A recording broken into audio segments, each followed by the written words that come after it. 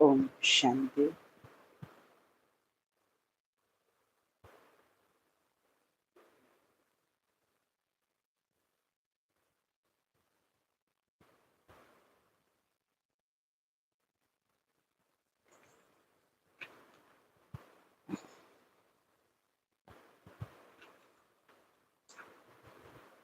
जिनकी याद निर्वाण से भी बाप को खींच लाई, जिनके बुलावे पर भगवान आया,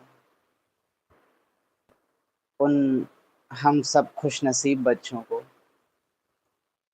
शुभ प्रभात, शुभ परिवर्तन। आज की मुरली में महत्व है, जो कल भी था, याद की डोर का महत्व। आत्माभिमानी स्थिति और बाबा की याद, ये मुख्य बिंदु हैं आज की मुरली के।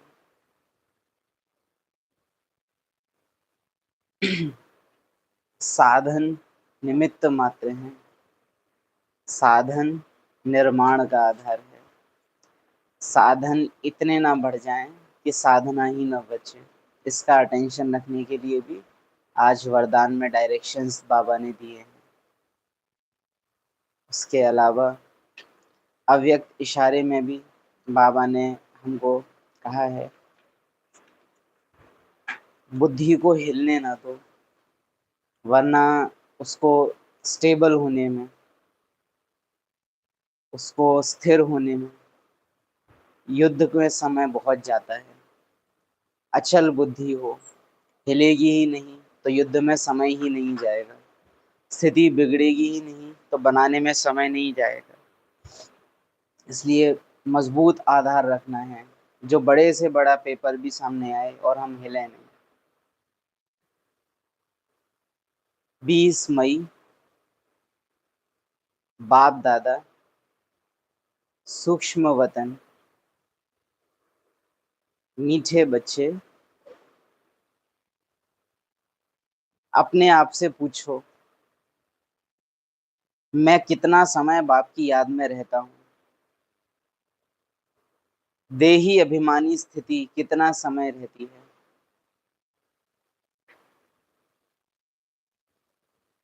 जब बाबा कह रहे हैं कि अपने आप से पूछो कितना याद में रहता हूँ, कितना समय स्थिति रहती है, तो हमको ज़रूरत नहीं है टाइम नापने की कि कितना समय रहते हैं।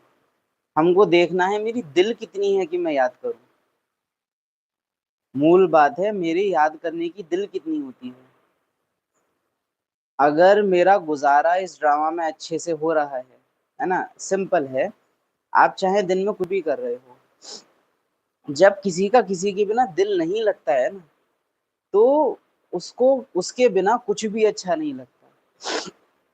मुद्दा ये है ही नहीं कि मैंने बाबा को कितना याद किया, वो तो बुद्धि लगा के शायद कोई आत्मा चार्ट क्रिएट भी कर लेती है, कई आत्माएं, है ना, कि उतना याद है नहीं लेकिन बुद्धि लगा रहे हैं और बुद्धि द्वारा, हाँ अब मुझे बाबा को याद करना चाहिए, अब मुझे बाबा को याद करना चाहिए, है ना। एक टाइम पे बहुत सुंदर रूल दादी ने बनाया था मधुबन में, आई थिंक 75-76 समथिंग ये स्टेब्लिश हुआ था यज्ञ में। ट्रैफिक कंट्रोल, है ना, हर कुछ कुछ टाइम बाद मधुबन में गाने बजते हैं ना, चलते चलते भी हम सब लोग याद में जाते हैं, ट्रैफिक कंट्रोल के गीत बजते हैं।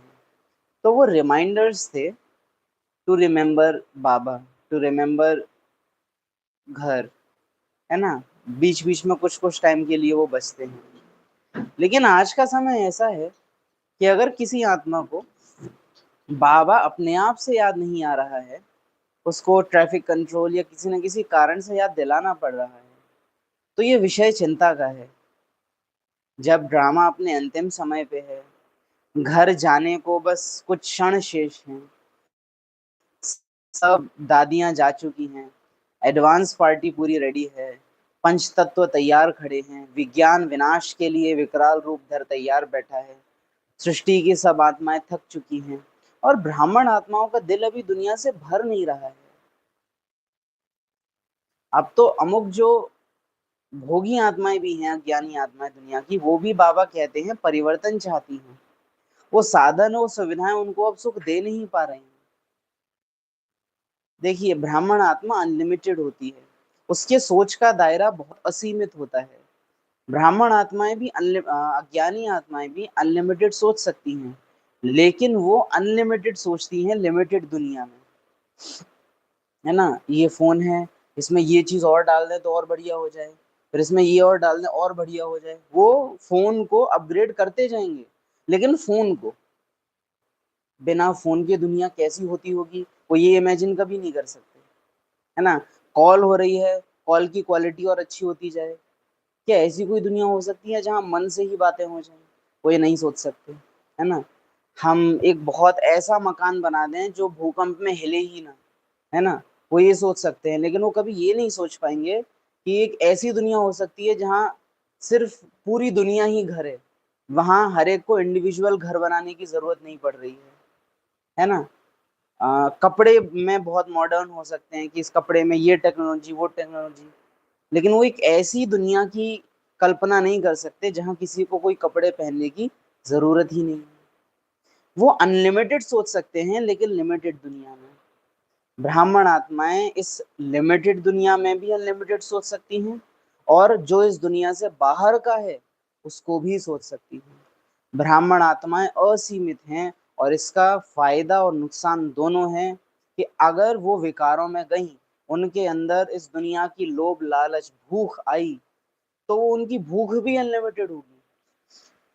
मीन्स अज्ञानी आत्माएं एक बार भोगना करके थक जाएंगी उस चीज से, लेकिन ब्राह्मण आत्माएं ऐसी होंगी कि अगर उन्होंने ड्रामा के प्रवाह को स्वीकार करके उपराम वृत्ति में नहीं आए और भूख अपनी जारी रखी कि नहीं मुझे तो चाहिए मुझे तो चाहिए, उनको रोकने वाला कोई नहीं है, क्योंकि भगवान के डायरेक्ट बच्चे हैं।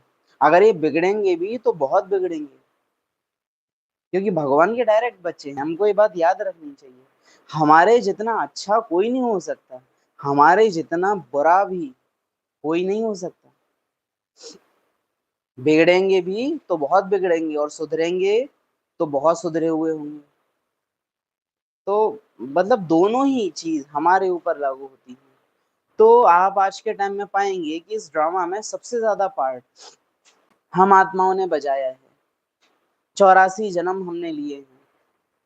कोई भी आत्मा अज्ञानी 63 जन्मों से ज्यादा ले ही नहीं सकती, उसके लिए पॉसिबल नहीं है। मैक्सिमम अज्ञानी आत्माएं 63 जन्म ले सकती हैं, और हमारे लिए मिनिमम 64 हैं। उनके लिए मैक्सिमम 63 हैं, हमारे लिए मिनिमम 64 हैं। कोई भी ऐसी ब्राह्मण आत्मा नहीं हो सकती जिसने 64 से कम जन्म लिए, कोई भी नहीं हो सकती। लेकिन आज आप पाएंगे इतने संबंध निभाने के बावजूद, इतने सारे सुंदर सुंदर स्वादिष्ट चीजें खाने के बावजूद, भोगने के बावजूद, इतनी सुंदर दुनिया देखने के बावजूद, ब्राह्मण आत्माओं की जो भोग वृत्ति है वो अभी शांत हुई नहीं है। माताएं ज्ञान में है तो उनमें मोह ऐसा है कि बात मत पूछो, भोग लगवा दें सेंटर पे। कई आत्माएं ऐसी हैं, मधुबन छोड़ छोड़ के ट्रेवलिंग के लिए भागते हैं, यहाँ टूर वहां टूर।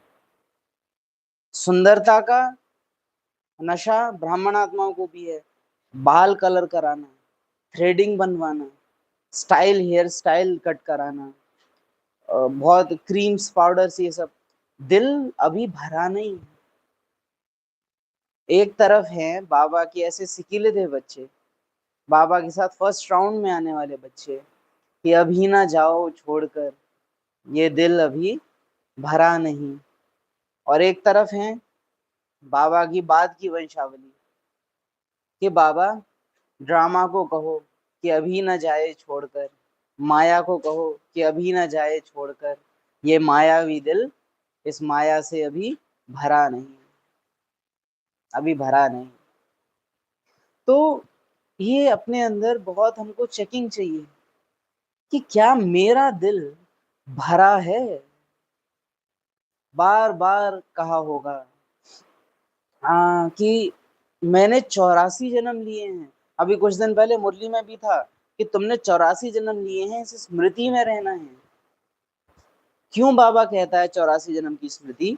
क्योंकि पिछले जन्मों की स्मृति आने से इस जन्म में जो भूख है, अरे अभी तो मेरी शादी नहीं हुई, अरे अभी तो मैंने ये नाती का सुख नहीं देखा, अरे अभी तो मैंने फलानी चीज नहीं खाई है, ये खत्म होता है। आप पाएंगे वहां घूमने जाना है, इसके लिए बुद्धि प्लान बनाती है, टाइम निकालती है। सोना है, खाना है, घूमना है, ये करना है, वो करना है, ड्रामा बेस्ड एक्टिविटीज के लिए बुद्धि खूब प्लान बना रही है। घर जाना है, इसके लिए मेरी बुद्धि अपने आप से क्यों नहीं चलती है? क्यों आत्मा को डायरेक्शन देना पड़े तभी बुद्धि ऐसा करती है? हमको बहुत जरूरत है अब ये चेकिंग करने की कि मेरे मन, मेरी बुद्धि स्वतः बाबा में क्यों नहीं लगती है। आज हम लोगों के चेकिंग के स्टैंडर्ड्स बहुत ऊपर हो चुके हैं। अमृत वेला किया था, मुरली क्लास सुनी थी, अब इससे कोई फर्क नहीं पड़ेगा। आप पवित्र रह रहे हो, आपने जीवन भर बाबा को समर्पण किया है, हाँ तो आप पवित्र ना रह के देख लो, आपको दुनिया बता देगी अच्छे से। दादियों के टाइम में पवित्रता बड़ी चीज थी, क्योंकि तब विवाह करके भी लोग सुखी रहते थे, बहुत अमीर लोग थे उस समय। आज किसी के पास अगर 50-60 हजार रुपए पर महीने भी है ना, तो भी उसके लिए एक सुखी जीवन जीना गृहस्थी के साथ बहुत मुश्किल है। स्कूल कितने महंगे हैं, भोजन कितना महंगा है, पढ़ाई लिखाई कितनी महंगी है, जीवन यापन ही कितना महंगा है। तो आज के समय में गृहस्थी बिल्कुल सुख नहीं देने वाली है। तो आज के टाइम में कोई भी ब्राह्मण आत्मा अगर आजीवन ब्रह्मचर्य रहने का, काम विकार में ना जाने का, क्रोध मुक्त रहने का निर्णय लेती है, तो ऐसा करके वो बाबा पर कोई भी एहसान नहीं करती है, वो अपने को बचा रही है ऐसा करके। दादियां अगर बाबा को नहीं भी चुनती तो भी उनका जीवन बहुत सुखी होता, साधन संपन्न घरों में थी। हम में से कोई भी इतने साधन संपन्न परिस्थितियों से नहीं आते हैं, और आते भी हैं तो बस साधन संपन्न हो सकते हैं, लेकिन वहां पर सुख शांति उस तरह की जो 90s के टाइम में थी वो तो अब हो ही नहीं सकती ना। तो थोड़े बहुत त्याग कर लिए हैं, हम बाहर का खाना नहीं खाते हैं। ये सब चीजों को देख के आप ये ना समझिए कि आपका ज्ञान में एंट्री हो रहा है, कि आप ज्ञान में चल रहे हैं। बेहद की वैराग्य वृत्ति केवल एकमात्र मापदंड है आज के समय में बाबा का बच्चा होने का। बेहद की वैराग्य वृत्ति। वैराग्य का मतलब होता है डिसइंटरेस्ट, कि मेरा इंटरेस्ट नहीं है ना। और बेहद का मतलब होता है अनलिमिटेड, अनलिमिटेड डिसइंटरेस्ट। बेहद की वैराग्य वृत्ति जो किसी भी परिस्थिति में प्रभावित हो ही नहीं रही है। तब ये स्थिति आप अपनी देखेंगे कि बाबा की याद अपने आप आएगी। अगर अंदर से बाबा की याद अपने आप नहीं आ रही है तो इट इज वेरी डेंजरस। बहुत देर हो गई है बाबा, आपको याद नहीं किया है, बहुत देर हो गई है, मैं घर नहीं आया हूँ। देखिए आप, हम एंड के भी एंड में हैं, मुझे बाबा की याद स्वतः क्यों नहीं आ रही है? जबकि अज्ञानी आत्माओं के दिल से भी अब ये पुकार निकल रही है कि आओ ले जाओ, अब तो खत्म हो जाए, अब तो विनाश हो जाना चाहिए। मुझ ज्ञानी योगी तो आत्मा को बाबा नेचुरल याद क्यों नहीं आ रहा है? चेकिंग कीजिए। बेहद की वैराग्य वृत्ति नहीं है, वैराग्य भी नहीं है, अभी तो रस है, अभी तो रस है। आप योग में बैठे हैं, आपके किसी घर के संबंधी की आवाज आपके कानों तक पहुंच जाए, क्या आप उसको इग्नोर करके बाबा की याद में रह पाएंगे, या आपकी बुद्धि हल्की सी डिस्टर्ब होगी? किसी के रोने की, किसी के चिल्लाने की, कोई बहुत स्वादिष्ट खाने की सुगंध अगर आ जाए तो, पास में आप योग लगा रहे हैं, पास में कोई फोन पे बात कर रहा है, अच्छा बेटे का एक्सीडेंट हो गया, सुनती हूँ। क्योंकि अंतिम समय के सीन भयानक होंगे।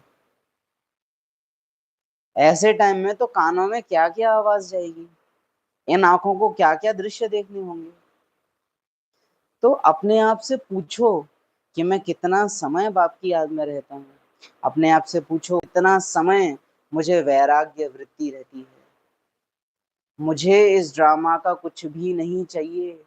मेरा पेट भर गया है, मेरा पार्ट अब पूरा हुआ। याद के लिए सबसे मेन चीज है ये, मेरा पार्ट अब यहाँ पूरा हुआ। मेरे 84 जन्म पूरे हुए। मुझे जो कुछ चाहिए था इस ड्रामा से, जो कुछ अनुभव करना था इस ड्रामा में, मैंने कर लिया। अब कुछ बाकी न रहा। अब मुझे वो करना है जो मैंने पिछले 5000 साल से न किया हो।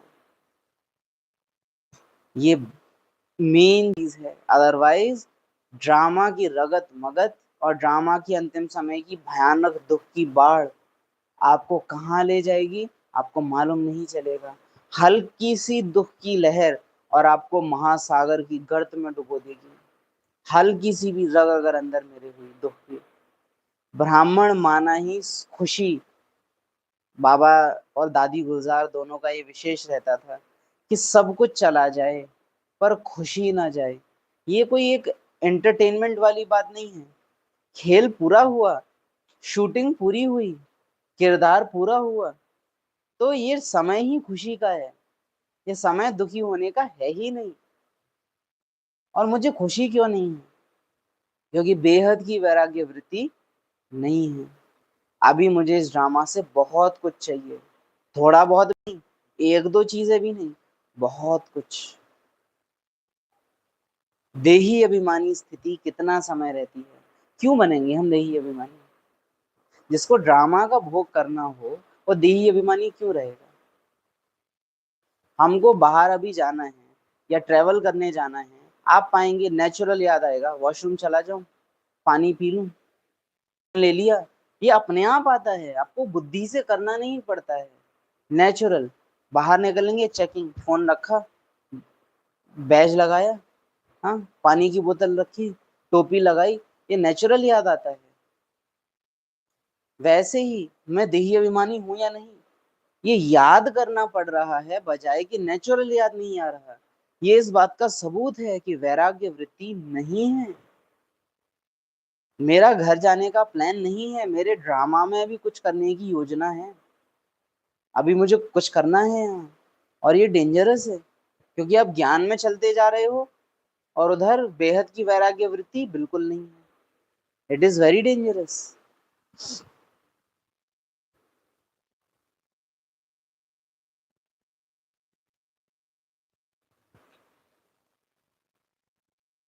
बच्चों, प्रश्न है, बच्चों में कौन सी आदत पक्की हो तो सारा दिन खुशी बनी रहे? उत्तर है, बाप का डायरेक्शन है, मीठे बच्चे आत्म अभिमानी भव।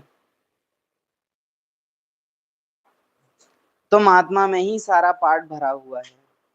अब यही मेहनत व अभ्यास करो, हम कैसे देही अभिमानी रहें।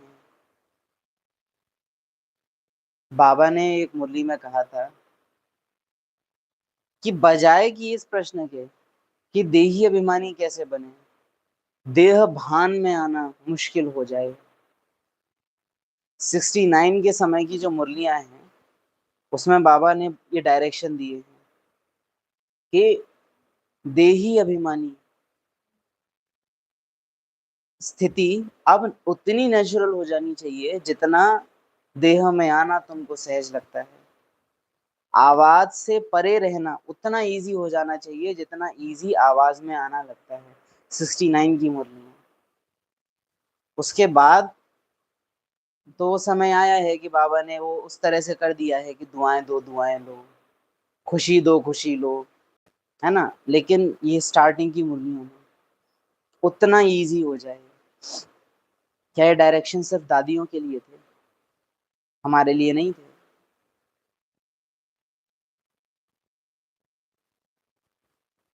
यही मेहनत व अभ्यास करो, हम कैसे देही अभिमानी रहें। यही ऊंची मंजिल है। ओम शांति।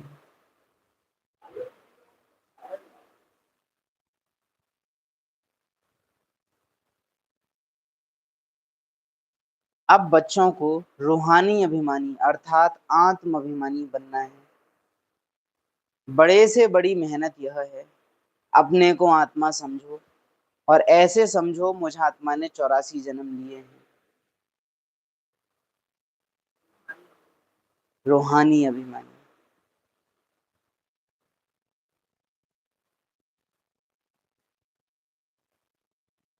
क्या होती होगी रूहानी अभिमानी स्टेज?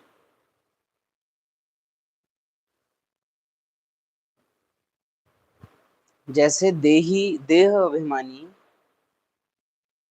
एक,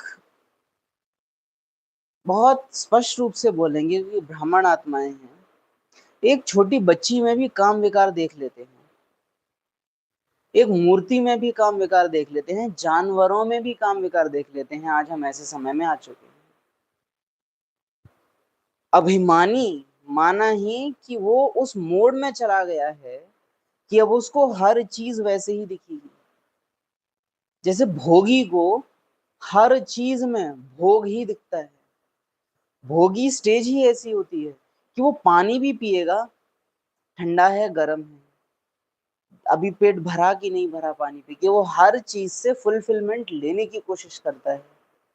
जबकि रूहानी अभिमानी स्टेज में आत्मा किसी भी चीज का भोग नहीं करती, केवल उपभोग करती है कि शरीर को चलाने लायक जितना चाहिए सो मिल जाए। वो पानी पिएगी इसलिए नहीं कि गला, प्यास बुझाएगी केवल शरीर की, ठंडा गरम प्यास बुझी कि नहीं बुझी, अच्छा लग रहा है पानी का टेस्ट कि नहीं लग रहा है, वो इतना उसमें नहीं जाएगी। भोजन एक भोगी खाएगा स्वाद देख के, पेट भरा कि नहीं भरा, वो मैक्सिमम पेट भरने की कोशिश करेगा। 10 चीज मिली कि नहीं मिली, कुछ मिस तो नहीं हो गया, अरे रोज एक जैसा खा रहा हूँ। रूहानी अभिमानी, उसको फर्क ही नहीं पड़ेगा कि क्या खाया, शायद उसको याद तक न रहे कि उसने क्या खाया था, उसको जोर लगाना पड़ेगा शायद ये याद करने के लिए। उसको बुद्धि में ये नोट ही नहीं हो रहा है क्योंकि बुद्धि का एम ही नहीं है वो करना। रूहानी अभिमानी स्थिति जिसमें दृष्टि बिल्कुल आत्मिक हो, एक्यूरेट, हर चीज को आत्मा का दृष्टिकोण लगा के देखा जाएगा। आ, हर वस्तु जो इस ड्रामा में मुझे दिख रही है उसके पीछे एक कहानी है ना। ये फोन है तो जॉब लगी थी, सैलरी आई थी, उससे फोन लिया था, इसकी एक कहानी है। स्पीकर है, कब लिया था, इसकी एक कहानी है। कोई भी कपड़ा लिया था, शादी की किस किस टाइम पे लिया था, उसकी एक कहानी है। देह अभिमानी स्थिति वस्तुओं तक की कहानी के अभिमान में रहती है, वो इंजॉय करती है उनकी स्टोरी को। और देही अभिमानी स्थिति इंजॉय करती है आत्माओं की स्टोरी को। इसकी भी कहानी अब पूरी हुई, ये भी कभी परम धाम से आई होगी। जैसे देह भान में रहेगा ना, ये स्पीकर कहाँ से लिया था, रूहानी अभिमानी स्थिति ये आत्मा भी कभी परम धाम से आई होगी, ये भी बाबा का बच्चा है, वो नशा ही वो रहेगा। देह अभिमान ये मुसलमान बच्चा है, रूहानी अभिमानी स्थिति ये शिव बाबा का बच्चा है। जैसे वहां मुसलमान का बच्चा नेचुरल आएगा, क्रिश्चियन का बच्चा, विदेशी, देशी, गांव का, शहर का, ये नेचुरल आएगा। सोचना नहीं पड़ता है, बुद्धि को कमांड नहीं देनी पड़ती है मुझे उसके लिए, देखते हैं और आता है। पार्ट खुलता ही देह का है क्योंकि यहाँ देह अभिमान में बैठा गया है, तो संकल्प भी देह के आ रहे हैं। जब यहाँ देही बैठी है तो पार्ट किसका खुलता है? देही का। आत्मा पार्ट बजाना शुरू करती है, बजाय कि आत्मा पार्ट में फंस के पार्ट बजना शुरू हो।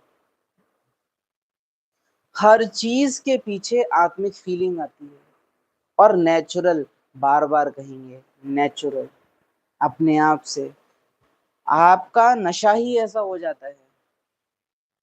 कोई मकान बन रहा है, चाहे गरीब की झोंपड़ी देखेंगे चाहे मकान देखेंगे एक बराबर लगेगी। कोई बहुत सुंदर घर और कोई झोंपड़ी, एक बराबर संकल्प खर्च करेंगे या तो करेंगे ही नहीं। झोंपड़ी के लिए अलग संकल्प है ना, थोड़ा टीन वीन डला हुआ, थोड़ा गरीब घर है तो अलग संकल्प, और बहुत सुंदर मकान है अलग संकल्प। देही अभिमानी स्थिति नहीं है। देही अभिमानी स्थिति दोनों के लिए ही एक समान है, ना ये मेरे काम का ना ये मेरे काम का। खेल पूरा हुआ, खेल पूरा हुआ। ना ना नारायण से दोस्ती ना रावण से बैर। क्या करूं मैं? बहुत सुंदर बहुत महंगा कपड़ा है, और एक तरफ बहुत सस्ता शायद कोई कपड़ा है। ठीक है, मेरे किस काम का है? मुझे तो ना ये पहनना ना वो पहनना। मैं आत्मा तो नग्न आई हूं, नग्न जाऊंगी। रूहानी अभिमानी स्थिति एटीट्यूड ही चेंज कर देती है दुनिया को देखने का। देह अभिमान के लिए विनाश है, बहुत भयानक चीज। आत्मा के लिए हाँ ठीक है, कल पहले भी हुआ था, इस कल भी होगा। देह अभिमान के लिए नॉर्मल है ये ड्रामा, और एब नॉर्मल है, अजीब है परम धाम। रूहानी अभिमानी स्थिति में घर है नॉर्मल, और ये ड्रामा है अजीब। जैसे आप अभी जो शाकाहारी हो और वो चला जाए कुछ ऐसे देशों में, जैसे मलेशिया है, इंडोनेशिया है, जापान है, सी फूड ही खाते हैं सब। जो समुद्र में मिलने वाला है, मछलियाँ सीपियाँ ये सब खाते हैं। वहां आपको वेज मिलेगा ही नहीं, नॉन वेज ही सारी चीजें रहती हैं। नॉन वेज भी बहुत घिनौना। चाइना है, कीड़े मकोड़े, वहां का तो नॉन वेज ही बहुत डिफरेंट है ना। तो आपको वहां कहीं भी फेमिलियरिटी की फीलिंग आएगी, वो कीड़ों मकोड़ों को देख के कि हाय मैं खाऊं? अजीब लगेगा। ईच एंड एवरी टाइम आपको लगेगा हम कहाँ आ गए हैं। अमेरिका में आप जाएंगे, लकड़ी के घर रहते हैं। आप जो यहाँ करते हैं ना कि यहाँ लात मार दी, यहाँ सामान पटक दिया, आप अमेरिकन घरों में ऐसा नहीं कर सकते। वहां आपने तो जरा सा जोर से मुक्का मार दिया, दीवार शायद टूट जाएगी, क्योंकि लकड़ी है। लिटरली पूरा मकान लकड़ी का बना होता है। तो यहाँ के लोग जब वहां जाते हैं उनको अजीब सा लगता है वहां, क्योंकि भारतीयों को आदत होती है बहुत मजबूत घरों में रहने की। अजीब लगता है ईच एंड एवरी टाइम, कैसे लोग यहाँ रह रहे हैं। क्या मेरा दृष्टिकोण अभी वैसा हुआ है कि मुझे मेरे आसपास की किसी भी चीज से फेमिलियरिटी फील ना हो, अपनापन फील ना हो, कंफर्ट फील ना हो? मेरा नहीं है। जैसे इस ड्रामा में भी, अगर अपने घर से जहाँ शरीर रहता है वहां से ज्यादा दिन दूर रहें तो अच्छे से अच्छी जगह भी अच्छी लगती नहीं है, खींच होती है कि हम अब घर जाएं अपने। वैसे ही रूहानी अभिमानी स्थिति में जब आत्मा है, उसको डिस्कम्फर्ट फील होगा हर चीज से। उसको पांच तत्वों की बनी हुई कोई भी चीज आकर्षित नहीं करेगी, क्योंकि आत्मा अब ब्रह्म तत्व को मिस कर रही है। उसका अपना तत्व महतत्व उसे उसकी याद आ रही है, तो उसको आराम नहीं होता है। समटाइम्स बाबा एक शब्द यूज करता है केवल, तुम बच्चों को बेआरामी हो जानी चाहिए। बेआरामी, डिस्कम्फर्ट। हमको आराम में नहीं, हमको नहीं आना चाहिए आराम यहाँ। देह अभिमान में कोई सोफे भी बैठेगा ना, तो सिर्फ बैठने में ही आह, एक वो फीलिंग के साथ, चलो रेस्ट मिला, आराम मिला। एक वो कि हाँ परम धाम जाने की जरूरत नहीं है, मेरे को तो यहीं आराम मिल गया। आत्मा सुख भोग लेती है सोफे पे बैठने में। आत्मा सुख भोग लेती है बस बेड पे लेटने को मिला। आत्मा रिलैक्स हो जाती है कि हाँ चलो अब तो आराम मिला। आप कभी किसी बर्बादी वगैरह को अटेंड किए हो, शादी, गेस्ट हाउस में भी बेड मिलते हैं। आप बहुत थके हुए हो, वहां पर बेड पे लेटते हो, क्या जो घर के बेड पे निकलती है वो वहां निकलती है? कोई रिश्तेदार के घर गए हुए हो, थक गए हो काम कर करके, वो आराम रिश्तेदार का बेड आपको देता है जो आपके खुद के मकान का बेड आपको देता है?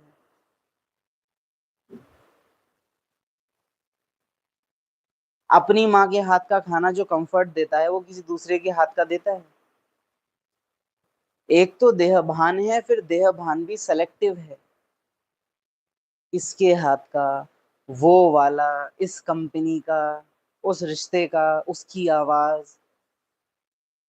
तो बेहद की वैराग्य वृत्ति की बहुत कमी है, बहुत ज्यादा कमी।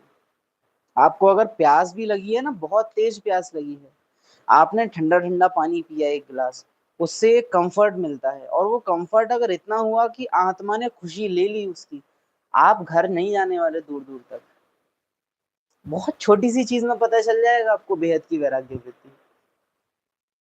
उस समय बाबा घर सब भूल जाता, इतना पानी ठंडा, अच्छा लगा, और एक गिलास दे दो। गुड गुड गुड गुड करके पीते जा रहे हैं, अच्छा लगता जा रहा है, इतना सुख।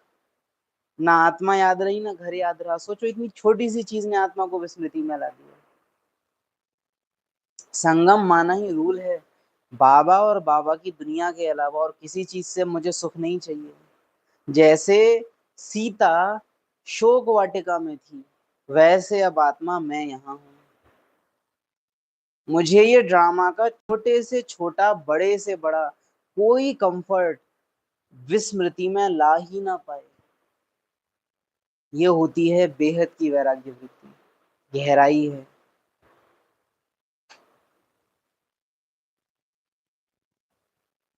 रूहानी अभिमानी अर्थात आत्म अभिमानी बनना है। बड़े से बड़ी मेहनत ये है। पहला पार्ट, अपने को आत्मा समझो, और ऐसे समझो मुझ आत्मा ने 84 जन्म लिए हैं।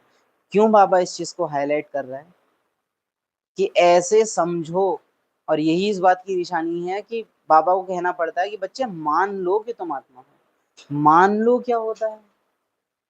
मैं हूं ही आत्मा।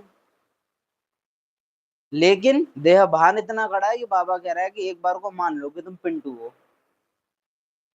मैं हूं ही आत्मा, मैं हूं ही आत्मा।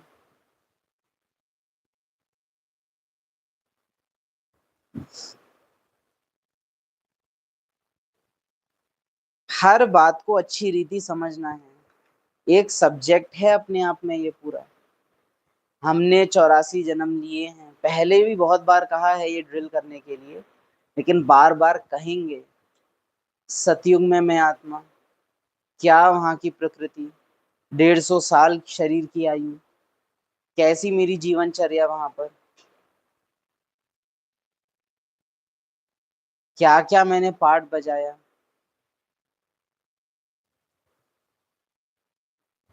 कैसी दिनचर्या मेरी सतयुग की, क्या क्या मैंने सतयुग में पार्ट बजाया, कैसे कैसे पुष्पक विमान होते होंगे, क्या क्या एंजॉयमेंट मुझ आत्मा ने सतयुग में किए हैं, पूरा डिटेल में जाना। फिर त्रेता, दो कलाएं कम हुई, सुख अभी भी चारों तरफ बहुत, चंद्रवंश शुरू हो गया, आत्मा की पावर अब थोड़ी सी घट गई है, सतो प्रधानता, अब सतो प्रधानता नहीं लेकिन सतो हो गई है। वहां की कैसी लाइफस्टाइल मेरी रही होगी, क्या क्या मैंने देखा होगा। अब लक्ष्मी नारायण नहीं रहे, राम सीता हो गए। अब द्वापर आया, सोमनाथ ने विक्रमादित्य ने सोमनाथ का मंदिर बनाया। पहली पहली बार मुझ आत्मा को क्या फीलिंग आई होगी जब मैंने शिवलिंग को देखा होगा। जैसे यहाँ पहली पहली बार जब बाबा का फोटो और योग लाइट देखा था तो क्या फीलिंग आई थी, वही फीलिंग आई होगी जब पहली पहली बार शिवलिंग को देखा होगा। मेरा बाबा, मम्मा बाबा की स्टेच्यू देखी होगी लक्ष्मी नारायण के रूप में।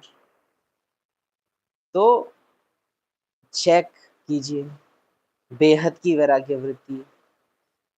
जब आप इस 84 जन्मों की रील में डिटेल में जाते हैं, अभी तो क्या है भाई, आप सोच के देखिए, 84 जन्म 5000 साल में बीते हैं, और हम उसको खत्म कितना जल्दी कर देते हैं। मैंने 84 जन्म लिए हैं।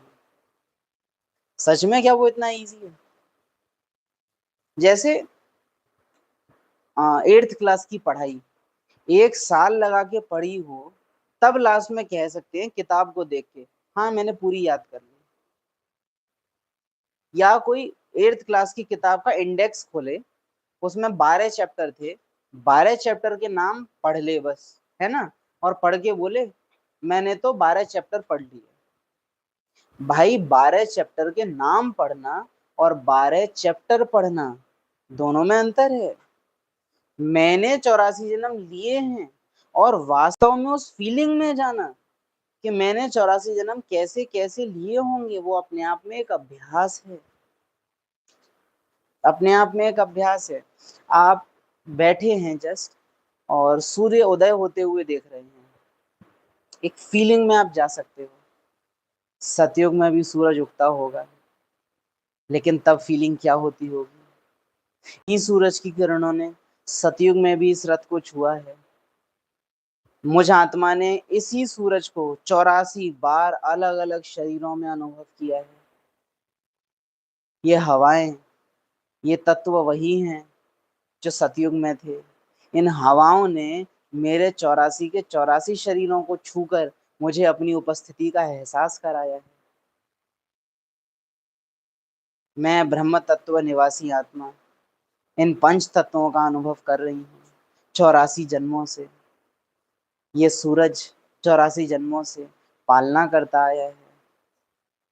अब ये सूरज भी कह रहा है, हे ज्ञान सूर्य आत्मा, अब जागो, अब चमको, अब मेरी किरणों का अनुभव नहीं करो, अब शिव बाबा की किरणों का अनुभव करो। आप एक स्टोरी में जा सकते हो हर चीज को लेके। जैसे दुनिया में नहीं, ख्याली पुलाव, लोग व्यर्थ चिंतन में चले जाते हैं घंटों घंटों, जो कभी नहीं होना है। यहाँ तो सत्य चिंतन है।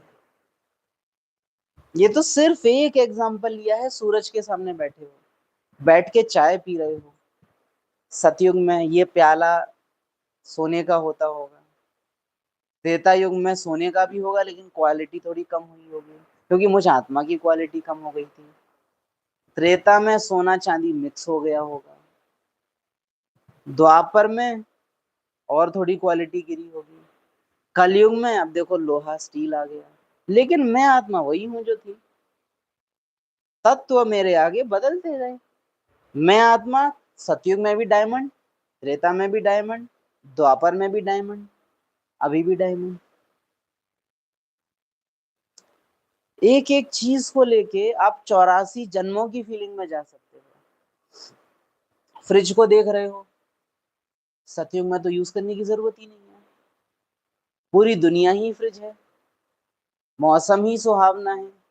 सड़ना क्या होता है ये सतयुग में होता ही नहीं है।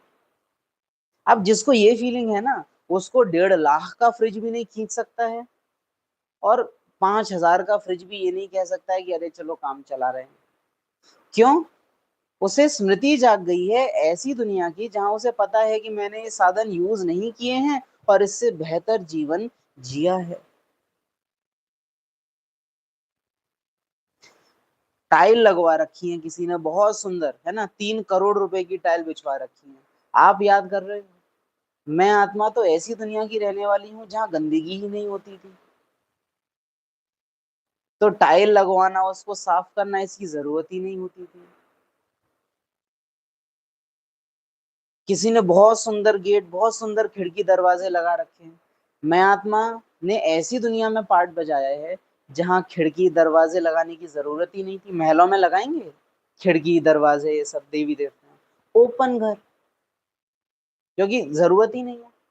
अब जब आप इस वृत्ति में जाते हो, आपको कौन से मकान की माया खींच पाएगी। 84 जन्म मैंने लिए हैं, ये समझो। बाबा ने एक लाइन बोल के छोड़ दिया है, आपका काम यहाँ से शुरू होता है। उसके डिस्क्रिप्शन में, उसकी क्या विस्तार में आप दिए। हर चीज को लेके आप 84 जन्म सोच सकते हो, हर चीज को लेके।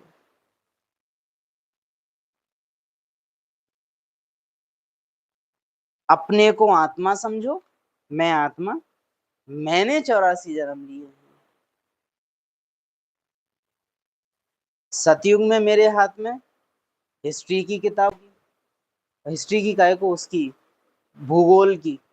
बाबा बताते हैं सतयुग में भूगोल पढ़ते हैं, आर्ट्स पढ़ते हैं, म्यूजिक पढ़ते हैं, संगीत पढ़ते हैं, चित्रकला करते हैं। तब मेरे हाथ में चित्रकला की किताब थी। द्वापर में और त्रेता में शायद मेरे सामने एडमिनिस्ट्रेशन की किताब आ जाए कि राज्य वगैरह कैसे चलाते हैं। द्वापर में मेरे हाथ में ग्रंथ आ गए थे, कलयुग में मेरे हाथ में टेक्नोलॉजी की किताबें आ गई थी, सामाजिक विज्ञान, नैतिक शिक्षा, ये सब, इंग्लिश, हिंदी। संगम युग में मेरे हाथ में भगवान का लव लेटर है। हुए ना, हाथ में आप लेके बैठे हो, 84 का सर्कल आपने लगा लिया। भोजन में बैठे हो आप, वहां बैठे बैठे 84 का सर्कल लगा सकते हो। पार्क को देख रहे हो, पार्क को देखते देखते आप 84 का चक्र लगा सकते हो।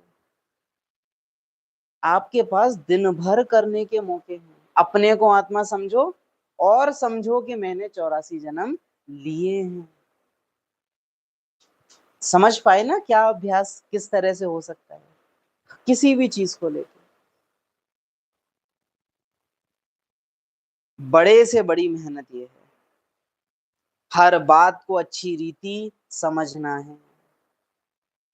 गागर में सागर है नहीं, बूंद में सागर है। बाबा की हर बात को विस्तार करना होता है मुझे आत्मा को, क्योंकि अब तक आत्मा ने ड्रामा का बहुत विस्तार किया तो फैलती चली गई। बिंदु का जितना विस्तार करोगे ड्रामा का विस्तार उतना कम होता जाएगा। आप शुद्ध संकल्पों में क्यों नहीं रह पाते हो? क्योंकि ज्ञान के विस्तार में जा ही नहीं रहे हो, तो शुद्ध संकल्प ठहर कैसे पाएंगे? शेरनी का दूध सोने के बर्तन में टिकता है, विच मीन्स ऐसी बुद्धि जिसका इंटरेस्ट ही अनलिमिटेड थिंकिंग में है। 84 जन्म लिए हैं, अब घर जाना है, ना कि इसमें कि इस जन्म में मैंने क्या क्या किया है, क्या क्या नहीं किया। अरे अभी तो मैंने फलानी डिश नहीं खाई है, अभी तो फलानी फलानी जगह घूमने नहीं गए हैं। मुझ आत्मा ने 84 जन्म लिए हैं। संस्कार अच्छे व बुरे आत्मा में रहते हैं। आप यकीन मानिएगा, जिन आत्माओं ने ये कर रखा है ना, कई ने, कि हम बाहर का नहीं खाते करके, बाहर की चीजें सब छोड़ी हुई हैं। ड्रामा लास्ट में बस एक काम करेगा, क्योंकि देखिए मोस्टली क्या है, समर्पित पार्ट मधुबन में रहते हैं या तो सेंटर्स पे रहते हैं। कभी बाहर की दुनिया से उतना इंटरेक्शन हो ही नहीं पाता है जो चेकिंग हो पाए। जैसे मधुबन निवासी जो आत्माएं हैं उनकी चेकिंग बहुत मुश्किल है, क्योंकि ब्रह्मा भोजन मिल रहा है दिन रात, दिन रात दिख ही कौन रही है, ब्राह्मण आत्माएं। वो बाहर पब्लिक को बहुत कम देख पाते हैं, रहते ही पॉजिटिव पॉजिटिव एनवायरनमेंट में। अब आप सोचिए कि जिसने बचपन से मानो 12 साल की उम्र से कोई समर्पित हो गया है, उसने बाहर का कुछ खाया ही नहीं है। और बाहर का ना खाने का मतलब होता है आप कभी स्वीट की शॉप पे जाओगे ही नहीं, आपको कभी कोई मिठाई बाहर की लाके देगा ही नहीं, क्योंकि उसको पता है दीदी खाती नहीं है, भाई जी खाते ही नहीं है। अब विनाश काल में घर जाने का टाइम है, और किसी भी तरह से ड्रामा मेरे सामने मिठाइयाँ पकवान ये सब लाके रख दे बाहर के बने हुए, क्योंकि उस आत्मा को कभी अनुभव ही नहीं था कि सामने हो और मुझे चाहिए ही नहीं। उसको आ जाएगा, अरे मैंने तो कभी ट्राई ही नहीं किया, क्योंकि वैराग्य वृत्ति थोपी थी अपने ऊपर कि मुझे खाना नहीं है, मैं आत्मा अभोक्ता हूं। अब इसके सामने कुछ भी आ जाए, इसको नहीं खाना है। लेकिन जिसने इसको इस तरह से लिया है, मुझे अब बाहर का नहीं खाना है, यज्ञ में पड़ाके बना के खा लूंगी, बाहर का नहीं खाऊंगी। इसकी वैराग्य वृत्ति हिल जाएगी अच्छी तरह से। बाबा मम्मा दादियों ने अमीरी देखी थी, फिर गरीबी देखी थी, फिर यज्ञ वापस से अमीर भी हो गया। आप देखिए दादियों की लाइफ, बचपन में दादियों के पास कार है, यंग एज में बाबा ने सब गायब करवा दिया ड्रामा ने, बेगरी पार्ट आ गया। फिर जब एज थोड़ी सी शरीर की डाउन हुई, फिर से गाड़ियां आ गई। मधुबन में भी अच्छा साधन हो गया था लास्ट लास्ट में, लेकिन क्योंकि वैराग्य वृत्ति बीच में आ गई है, तो दादियां उस सुंदर, उस लग्जूरियस साधनों के बीच में भी न्यारी न्यारी दिखती थी। जैसे आप शिवानी बहन को देखोगे, उनके ऊपर कोई फूल बरसा रहा हो, वो हाथ पकड़ लेती हैं। कभी आप देखिएगा कि दीदी गई हैं और उनका स्वागत कर रहे हैं, उनको सोने का बैज पहनाते हैं, जहां प्रोग्राम खत्म होगा उसको उतारेंगी वहीं रख देंगी। उनको कुछ तो बैग दिया, कुछ तो बुक दी, ली, वहीं की वहीं रख दी। फूल बरसा रहे हो, मना कर दीजिए। तिलक लगाने आ रहे हैं, फूल बरसा के रखे हैं रास्ते में, दीदी इस पे चल के जाएंगी, दीदी साइड में से होके निकल जाती है, दिल नहीं होती है। मोस्ट कंडीशन में देखा गया है, दीदी फूल गिरे हुए हैं ना रास्ते में, दीदी बच के निकलती है। और अन्य केसेस में कई दीदियों को देखा है, बैठे हैं, मुकुट पहनाया जा रहा है, बहुत बहुत चीजें, चुनरी उड़ाई जा रही है, लाल चुनरी, और मुकुट पहना रहे हैं, बांसुरी दे रहे हैं, मालाएं पहनाई जा रही हैं बर्थडे की। आपने कभी शिवानी दीदी की कोई वीडियो देखी है इस तरह की? इतना चीजें गोल्ड वगैरह पहना के और उनका वो सब किया जा रहा है, और वो कराते टाइम वृत्ति दिख जाती है कि बेहद की नहीं है, एंजॉय कर रहे हैं। तो बेहद की वैराग्य वृत्ति बहुत डिफरेंट चीज है। माया कहती है अच्छा रावण की दुनिया छोड़ दी है, कोई बात नहीं, मैं भगवान की दुनिया को मायावी बना दूंगी। क्योंकि रावण की एंट्री नहीं है मधुबन में, लेकिन माया की एंट्री थोड़े ना ब्लॉक्ड है। और बाबा ने ये डायरेक्शन दिया था कि अंत में माया मेरे रूप में आएगी, ईश्वरीय माया। एक मुरली है एंटी क्राइस्ट करके, बाबा ने उसमें समझाया था, कभी समय मिलेगा तो उसमें आएंगे। बाबा ने उसमें बोला था कि भगवान के रूप में ही शैतान आएगा, ऐसे करके बाबा ने लैंग्वेज यूज की थी उसमें। तो बेहद की वैराग्य वृत्ति है, ये नहीं कि मुझे ये नहीं खाना है वो नहीं खाना है, मैं आत्मा हूं या भोक्ता, खाने पीने से ही नहीं आ रही हूँ। मुझे ये नहीं सोचना, मुझे वो नहीं सोचना, मैं आत्मा ही या सोचता हूँ, कोई संकल्प मेरा नहीं है।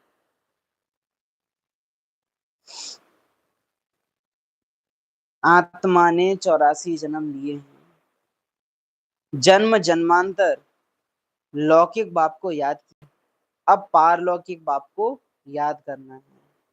सारा मदार ही आत्मा पर है, शब्द है सारा मदार ही आत्मा पर है, माना एवरीथिंग बेस्ड ऑन सोल। अरे काले हो गए हैं, सारा मदार शरीर पे है। अरे टेस्ट नहीं आ रहा, सारा मदार शरीर पर है। अरे घर थोड़ा सुंदर कम है, थोड़ा और अच्छा होना चाहिए, सारा मदार तो शरीर पर है। आपकी लाइफ स्टाइल, आपकी थिंकिंग आपको बताएगी कि सारा मदार आत्मा पर है कि नहीं। आत्मा पर जब मदार होता है ना, तो चाहे झोपड़ी में है चाहे महल में है, संकल्प नहीं बदलते।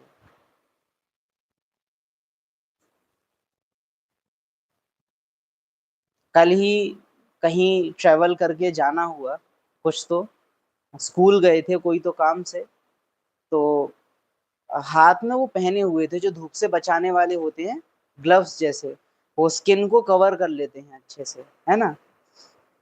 उसको देख के कोई तो कमेंट पास करता है कि अरे ये लड़कियों जैसा क्या पहन रखा है। अब अगर सारा मदार शरीर पर है, तुरंत फीलिंग आएगी अरे मुझे पहले ही उतार देने चाहिए, और सेकंड की चेकिंग हो जाती है, सेकंड की, कि उसके टोकते ही अगर सारा मदार आत्मा पर है, अरे क्या लड़की का क्या लड़का का, मैंने तो ये कपड़े तक नहीं पहन रखे, ये शरीर तक मेरे लिए कपड़ा है। आत्मा कोई कितनी ही कमेंट पास कर दे मेरी ड्रेस पे, मुझ पे कोई फर्क नहीं पड़ेगा, क्यों, सारा मदार आत्मा पर है। लेकिन अगर मदार शरीर पर है, तो कोई मुझे देख भी कैसे रहा है इससे भी मुझे फर्क पड़ जाएगा।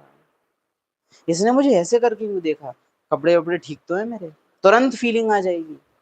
वो देखता शरीर को है, लेकिन फीलिंग आती है देखा मुझे। आत्मा पर मदार होता है तो क्या फीलिंग रहती है, मुझे तो देखा ही नहीं जा सकता, मैं आत्मा तो हुई अदृश्य। सारा मदार आत्मा पर है, अपने को घड़ी घड़ी आत्मा समझना है। हम आत्मा, यह शरीर लेते हैं। अभी हम आत्माओं को बाप पढ़ाते हैं। मे भी हो सकता है कि ऐसा लगता हो कि आत्मा की इतनी डिटेल में क्यों जा रहे हैं, मे भी हो सकता है क्लास थोड़ी बोरिंग लग रही हो, लेकिन ये याद रखिएगा, दादियों ने 14 साल केवल एक आत्मा का टॉपिक लिया है। 14 years, 14 साल। परमधाम नहीं था, परमात्मा शब्द तक नहीं था, शिव बाबा शब्द था नहीं। ऑल माइटी अथॉरिटी बोलते थे बाबा को। 14 साल बाद बाबा एक दिन बैठ के बता रहे हैं, बच्चों आज मैं बताता हूँ कि मेरा स्वरूप कैसा है। ज्योति बिंदु तक नहीं था, ऐसे गोल गोल लाइट का गोला बनाते थे, उसको समझते थे कि ये है ऑलमाइटी अथॉरिटी। 14 साल बाद बाबा एक पेज लेते हैं, एक पेन लाते हैं और उस पर बिंदु लगा के बताते हैं, बच्चे ये हूं मैं, बिंदु।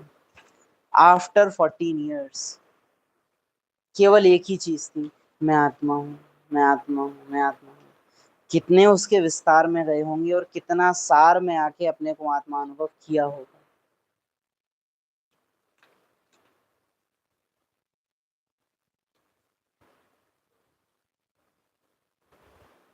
आत्माएं शांति धाम में रहने वाली हैं, फिर यहाँ कर्म क्षेत्र पर पाठ बजाने आती हैं। यह है डिटेल की बातें। नटशेल में तो कहते हैं अपने को आत्मा निश्चय करो और बाप को याद करो तो विकर्म विनाश हो जाएंगे। हमें इतनी बड़ी लगती है अपनी ये दुनिया कि अरे देह की दुनिया कितनी बड़ी है न जाने। सिर्फ इस गोले से, इस पृथ्वी से बाहर निकल जाए ना शरीर, और उसको स्पेस सूट वगैरह या अंतरिक्ष यान न मिले, ये शरीर रह नहीं सकता। सिर्फ इस इतनी सी बॉल से बाहर निकल जाए तुरंत मर जाएगा। आत्मा परम धाम में भी जीवित है, चैतन्य है, सूक्ष्म वतन में भी चैतन्य है, यहां पर इस गोले से बाहर भी चली जाए तो भी चैतन्य है, और इस पृथ्वी पे है तो भी चैतन्य है। तो वास्तव में देह तो बहुत छोटी और तुच्छ हुई कि अगर इन लिमिटेड परिस्थितियों में न रखी जाए तो सरवाइव ही नहीं कर सकती। हाँ, सिर्फ ये दुनिया भी क्या, बालकनी से बस गिर जाए शरीर, 2-3 मंजिल से गिर जाए, इतने में ही खत्म हो जाएगा। आत्मा 84 जन्म लेके सतों से तमों तक गिर गई, जीवित है आज भी। परम धाम से यहाँ आसमान से गिर के खजूर पे अटक गए हुजूर, लेकिन जीवित आज भी है। तो आत्मा अपने आप में कितनी अनुभव करने की चीज है, और देह को अनुभव करने का दायरा ही कितना सीमित है। आप बिल्कुल ऐसे समझिए कि मेरे सामने पूरा एक बहुत बड़ा मॉल पड़ा हुआ हो, जैसे मधुबन ही है, ठीक है, मधुबन है।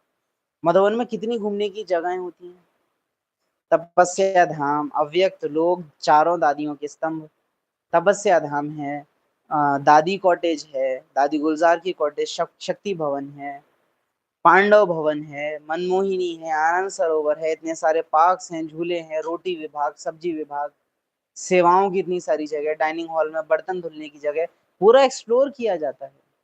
पास में कई मंदिर बने हुए हैं, देलवाड़ा मंदिर भी एक्सप्लोर, हम घूमते हैं जब मधुबन जाते हैं तो। और कोई क्या करे, बस अपने कमरे में ही बैठा रहे, स्पीकर से ही मुरली सुनता रहे और बस वहीं बैठ के करता रहे, मैं तो बाबा के घर में हूँ, मैं तो बाबा के घर में हूँ। तो आप क्या कहोगे उसे? ना वो बाबा के कमरे में जाए, ना वो तपस्या धाम में जाए, आपको क्या लगेगा? कितना बंधन में है ये, इसने तो कुछ देखा ही नहीं है। आत्मा, अरे मैं तो अभी विदेश नहीं घूमी, अरे मैं तो अभी भारत में ही इतनी जगह नहीं गए, अरे हमने तो अभी ये नहीं देखा, वो नहीं देखा। अरे एक छोटा सा कमरा है, उसे कितना ही एक्सप्लोर करोगे? इतनी बेहद के तीनों लोक पड़े हुए हैं, तीनों लोक में जाने का पासपोर्ट तुमको भगवान ने दिया है, और तुम ये सोचते हो कि अरे इस छोटे सी गेंद में मैं यहाँ नहीं गई, मैं यहाँ नहीं गई, मैं यहाँ नहीं गई। बेहद के बनो, स्मृतियों के हम पंख लगाकर तीनों लोकों में जाएं, तीनों कालों में, चारों युगों में।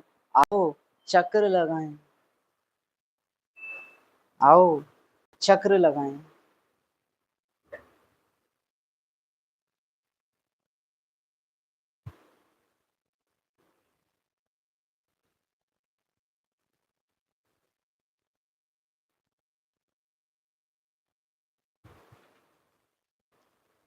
कोई तो वास्तव में अपने को आत्मा निश्चय करो और बाप को याद करो तो विकर्म विनाश हो जाए। वास्तव में इनको योग भी नहीं, याद कहना चाहिए। इसमें मेहनत है। योगी बहुत कम बनते हैं। योगी बहुत कम बनते हैं। योग की शिक्षा पहले चाहिए, बाद में ज्ञान। पहले पहले है बाप की याद। बाप कहते हैं देही अभिमानी बनो। रूहानी याद की यात्रा ज्ञान की यात्रा नहीं है, इसमें बहुत मेहनत करनी पड़े। कोई तो भल बीके कहलाते हैं परंतु बाप को याद नहीं करते। क्या कहा बाबा ने? कोई तो भल अपने को बीके कहलाते हैं परंतु बाप को याद नहीं करते। बस कहलाते हैं, बस कहलाते हैं कहने को।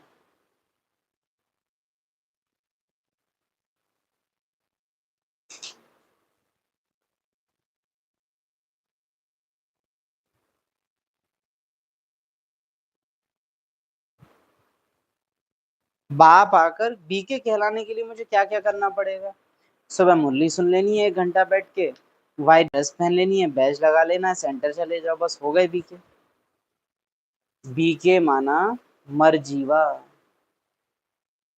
जो जीते जी मर चुका है वो बीके है। जो अभी भी जिंदा है वो बीके नहीं है। तो ये चेकिंग चाहिए होती है, क्या मैं बीके बना हूं?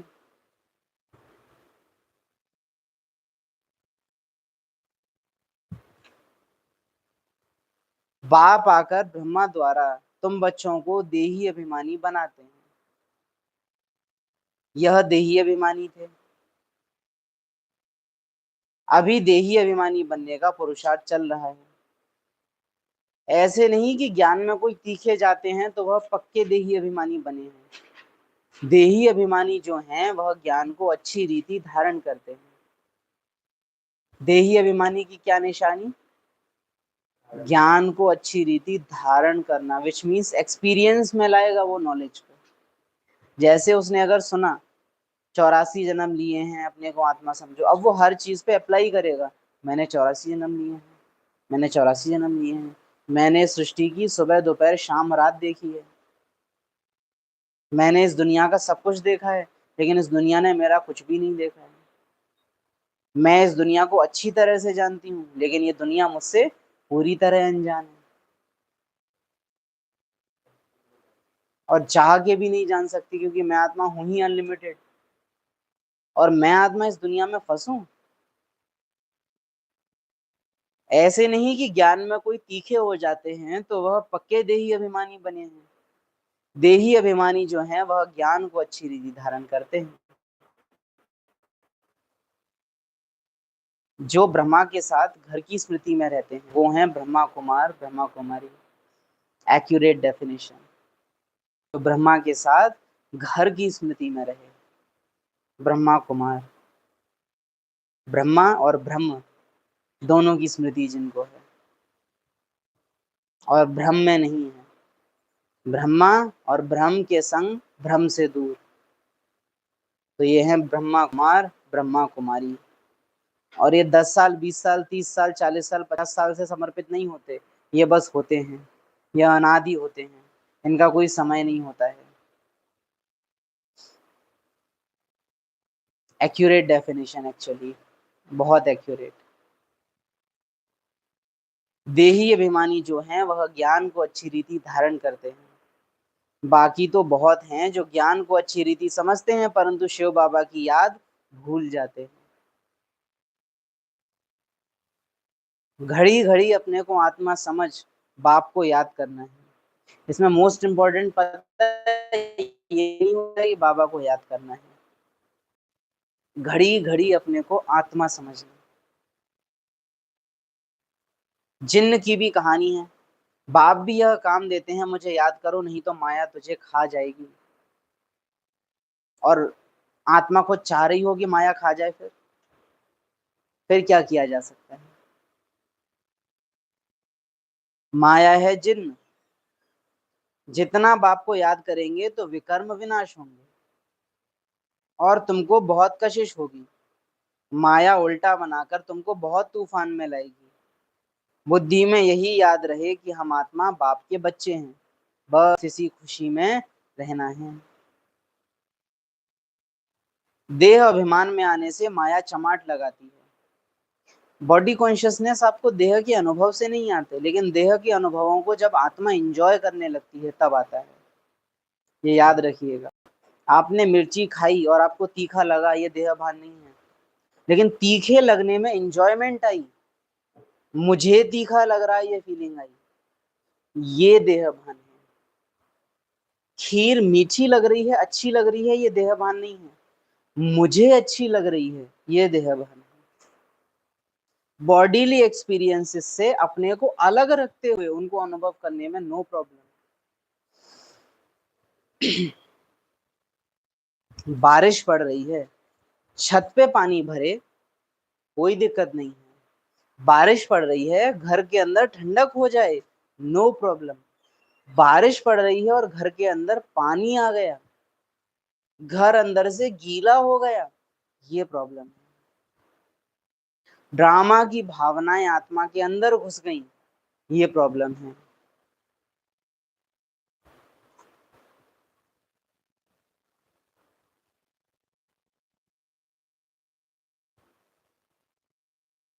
तुम पुरुषार्थ करते हो याद करने का, लेकिन माया ऐसा नाक से पकड़ेगी जो याद करने नहीं देगी।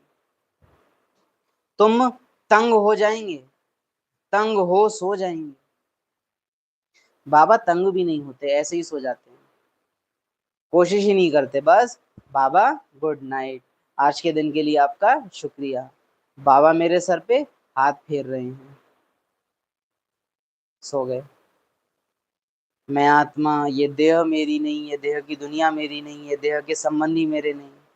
आज का ड्रामा पूरा हुआ, अब कल का ड्रामा देखते हैं। अगर बाबा घर से भेजेगा तो कल का पार्ट भी बजाएंगे। अभी मैं आत्मा गई अपने घर, स्विच ऑफ ड्रामा।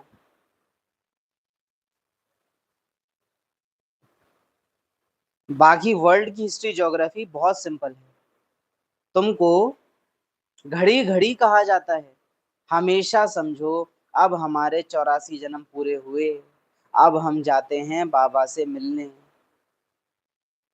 अंडरलाइन और आज की मुरली का मोस्ट इंपॉर्टेंट पॉइंट, हमेशा यह समझो अब हमारे 84 जन्म पूरे हुए, अब हम जाते हैं बाबा से मिलने।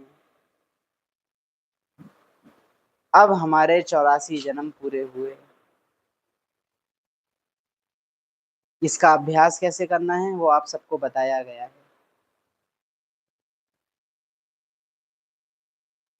ऐसे नहीं, हम तो बहुत अच्छा समझाते हैं, नहीं, पहली पहली बात है याद की। कोई प्रदर्शनी में ढेर आते हैं, पहले पहले यह पाठ सिखाना है कि अपने को आत्मा निश्चय कर बाप को याद करो, तो तमो प्रधान से सतो प्रधान बनेंगे। पता है क्रिश्चियन लोग होते हैं शायद, पता नहीं, कोई तो एक पंथ होता है, हम थोड़ा भूले हुए हैं। उस पंथ में क्या होता है, उस पंथ की आत्माएं पूरे साल में एक दिन ऐसा आता है कि वो पश्चाताप करते हैं। एक चेन होती है, उस चेन में कई सारे चेन जुड़ी रहती हैं छोटी छोटी, और उन चेन के लास्ट में इतने छोटे छोटे खंजर रहते हैं, धार वाले, और उनको लेके अपने को पीटते हैं, ऐसे ऐसे अपने को मारते हैं। जो मूवी है ना, कौन सी, हाँ, वो जो मूवी है कोई तो एक, जिसमें पीके मूवी नाम है उसका, उसमें भी वो दिखाया है। मुहर्रम, जो भी है, मुहर्रम में ऐसा करते हैं, लंबी लंबी स्टील की मुस्लिम्स पटार ले लेते हैं और उसको मारते हैं अपने को। लेकिन वो ये नहीं करते कि आगे से हम नहीं करेंगे। जो इस साल मैंने खुदा गलतियां की थी उनके लिए मुझे माफ करना।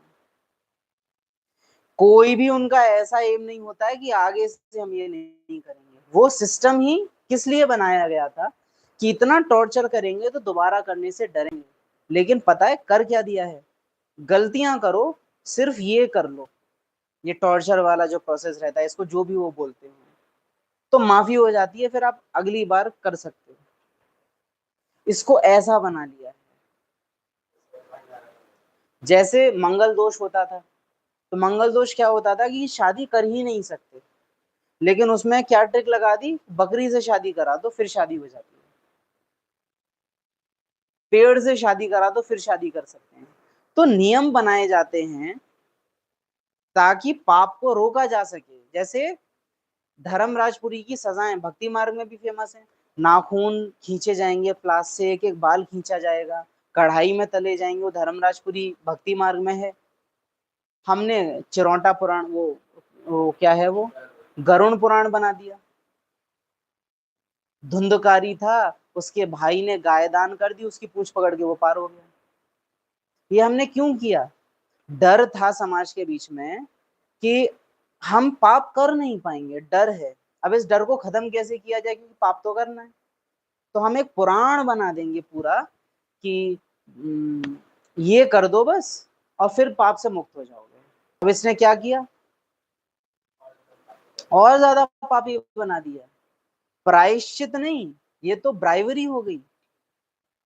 जैसे आज वकील को पैसा दे दो, केस वगैरह नहीं बनेगा, सजा नहीं होगी, तो आज पैसे के दम पे खूब पाप हो रहे हैं।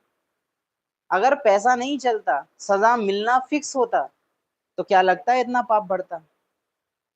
लेकिन जब सजाओं का डर खत्म हो जाता है तो पाप वृद्धि को पाता है।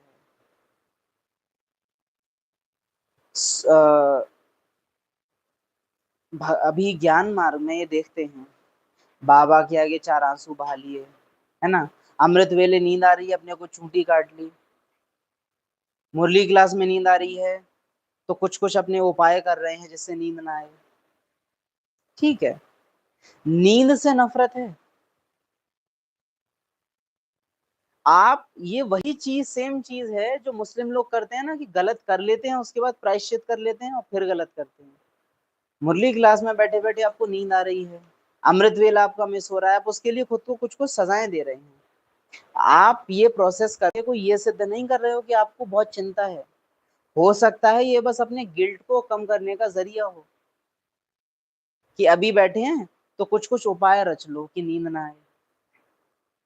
लेकिन जब मुरली क्लास खत्म हो जाएगी, कितना ध्यान रखोगे कि अमृत वेले नींद ना आए, या कितना ध्यान रखोगे कि अगली मुरली क्लास में मुझे नींद ना आए?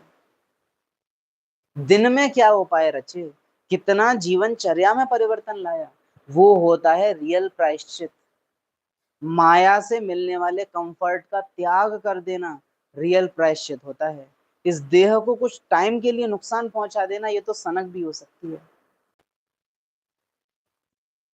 लेकिन माया से मिलने वाले सुखों को जो त्याग कर सके, कि मैं आत्मा अमृत वेले बाप से नहीं मिल पा रही, माया अब तुझे भी तेरे सुख नहीं मिलेंगे, पूरे दिन अपने को तपा देना तप में, वो होता है वास्तविक प्रायश्चित, और उसी से परिवर्तन होता है।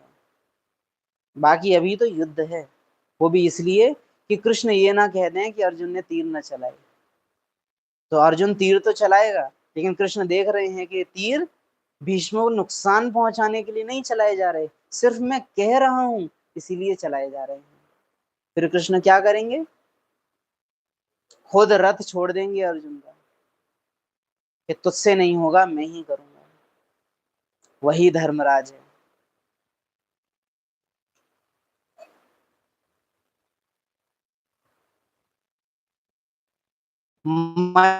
मच्छरों सदृश आए, एक आधा जन्म पाठ बजाया, ये क्या, उनकी कोई वैल्यू नहीं।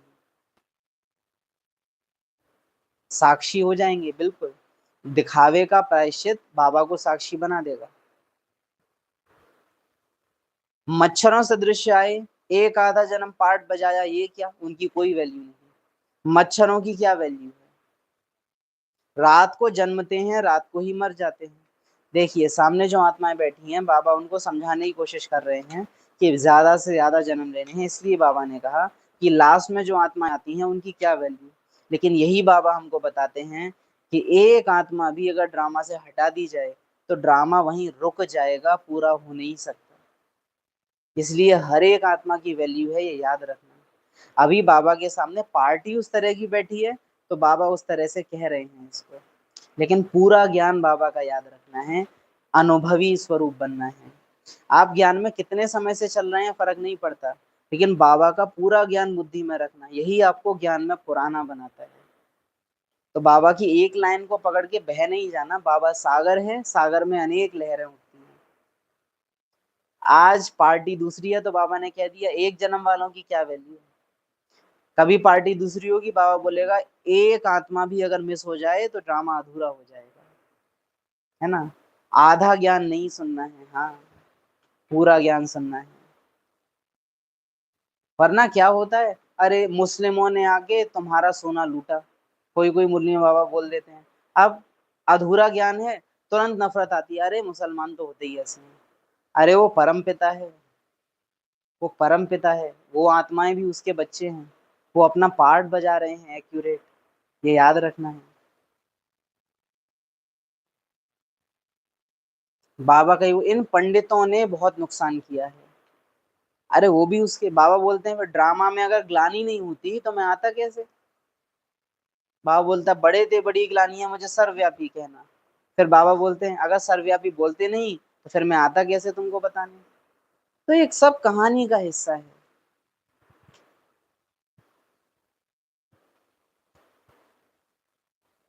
बहुत लोग पूछते हैं यह चित्र तुम्हारे दादा ने बनवाए हैं।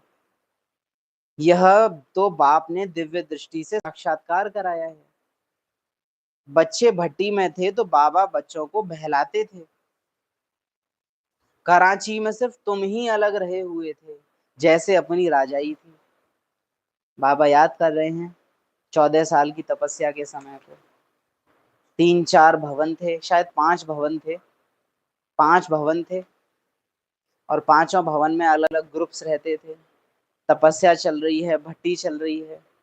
बाबा कह रहे हैं जैसे अपनी ही राजाई थी।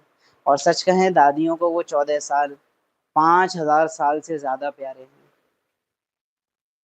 जब बाबा थी, मम्मा थी, अनन्य थे, और शिव बाबा था। और ड्रामा तक की डिस्टरबेंस नहीं थी, ड्रामा तक की डिस्टरबेंस नहीं थी।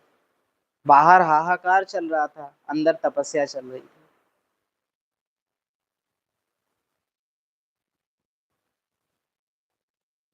जैसे अपनी राजाई थी, अपनी तात अपनी बात, दूसरा कोई समझ ना सके। समझते थे यह खुदा प्रस्त है, वानप्रस्थ नहीं, खुदा प्रस्त, अल्लाह के लोग, अल्लाह लोग हैं। ऐसा ही एक समय आया था, और ये बहुत अनुभव कर सकते हैं। एक बार ड्रामा अनुसार बाबा ने चांस दिया था 40 दिन पांडव भवन में रहने का, और कोई भी नहीं था, संगी साथी अकेले थे। वो नहीं कहना पीछे से कि बाबा साथ था, उस रीति से कह भी नहीं रहे हैं, लेकिन बता रहे हैं कि पार्ट में और कोई साथ नहीं था, अकेले 40 दिन पांडव भवन में रहने का चांस था। और वो 40 दिन इसी तरह के थे, अपनी ही राजाई थी। न लौकिक से कोई कनेक्शन उस समय रहा हुआ था, और ना ही अलौकिक ब्राह्मणों से कोई कनेक्शन था। बस बाबा, मैं, और तीसरा ना कोई। और वो दिन इस पूरे ब्राह्मण जीवन के भी सबसे प्यारे दिन हैं। तो दिल समझ सकता है कि दादियों को वो 14 साल कितने प्यारे रहे होंगे। बाबा ने समझाया है। बाबा मिलन का समय होता है, आप सब याद कीजिए, जब केवल आप हो, सामने अव्यक्त बाप दादा हैं, और पूरे 25,000 लोग जो डायमंड हॉल में बैठे हैं वो आपको विस्मृत रहते हैं। वो सीन सबसे प्यारा लगता है ना, किसी भी ब्राह्मण आत्मा के लिए बाबा मिलन का अनुभव सबसे वंडरफुल होता है। दादियों को 14 साल कितने प्यारे होंगे। और वास्तव में बाबा को भी वो 14 साल संगम युग में शायद सबसे ज्यादा प्यारे होंगे। उसी 14 साल में देखो कितनी वंडरफुल मुरलियां निकली हैं। देख तेरे सम्मुखाए कौन पधारा है, राधे बेटी। बाद में तो मम्मा भी नहीं रही, कई सारी दादियां भी नहीं रही, तब तो आदि रत्न भी पूरे थे, बाबा का गुलदस्ता पूरा था।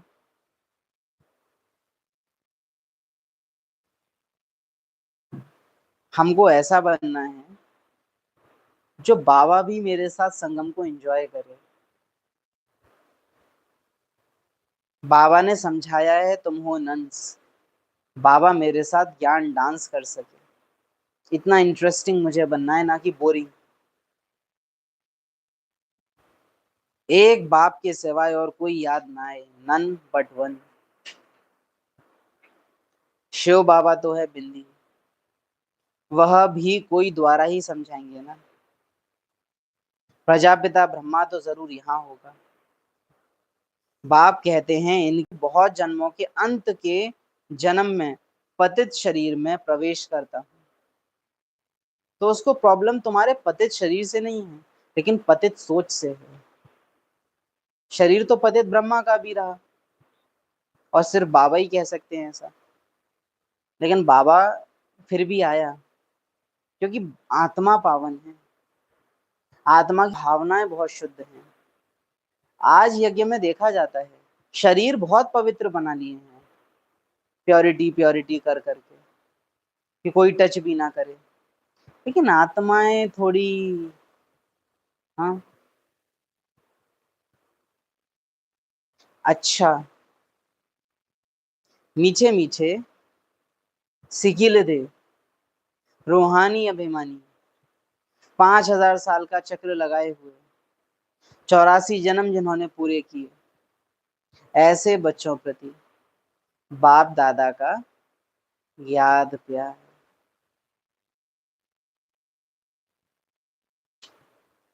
ज्ञान को धारण कराने वाले, देही अभिमानी बनाने वाले,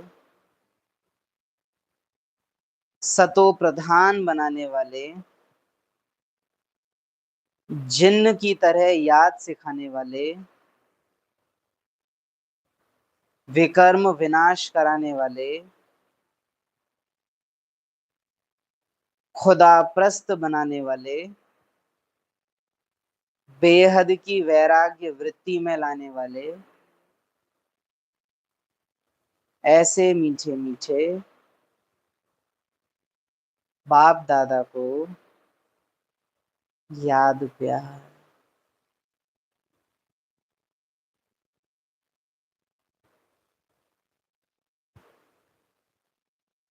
ओम शांति।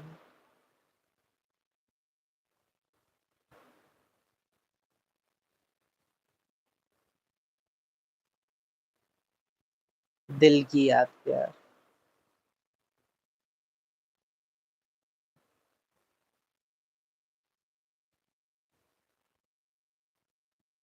ज्ञान को अच्छी रीति धारण कर देही अभिमानी बनना है, यही मेहनत है, यही ऊंची मंजिल है। जिन्न बनकर याद की यात्रा में रहना है। माया कितने भी विघ्न डाले, लेकिन माया से तंग नहीं होना है। मुझे याद करो, नहीं तो माया तुमको खा जाएगी। एक की याद से सब तूफान हटा देने हैं। देखिए, एक की याद से तूफान हटाने नहीं पड़ते, एक की याद होती है तो तूफान आते नहीं है। गर्म और ठंडी हवाएं जब आपस में मिलती हैं तो आंधी आती है। हाई प्रेशर और लो प्रेशर जब हवाओं में बनता है तो तूफान आते हैं। जब हवाएं एक जैसी रहती हैं तो हवा बहती हैं, उखाड़ती नहीं है। तूफान माना ही दो अलग अलग चीजें टकरा गई हैं।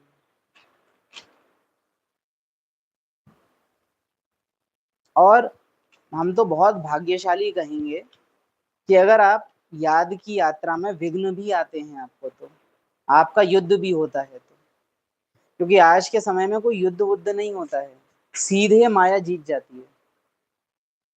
कोई युद्ध नहीं चल रहा होता है 5 मिनट तक कि अरे नींद आए फिर जाए, आए फिर जाए, नहीं, आ ही जाती है सीधे। डोमिनेट करती है। व्यर्थ संकल्प ऐसा नहीं है कि व्यर्थ आ रहा है फिर समर्थ आ रहा है फिर व्यर्थ, नहीं, बाढ़ आती है व्यर्थ की और समर्थ संकल्प आना मुश्किल हो जाते हैं। वन साइड विक्ट्री होती है सीधे माया की। तूफान भी आते हैं तो बड़ी बात है, मतलब योद्धे तो हो।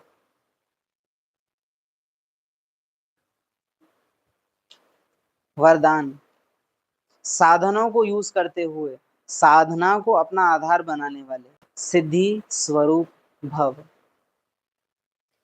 संगम में ड्रामा में आत्मा को कुछ भी नहीं चाहिए तो पूरे कल्प में ड्रामा उसको सब कुछ देगा।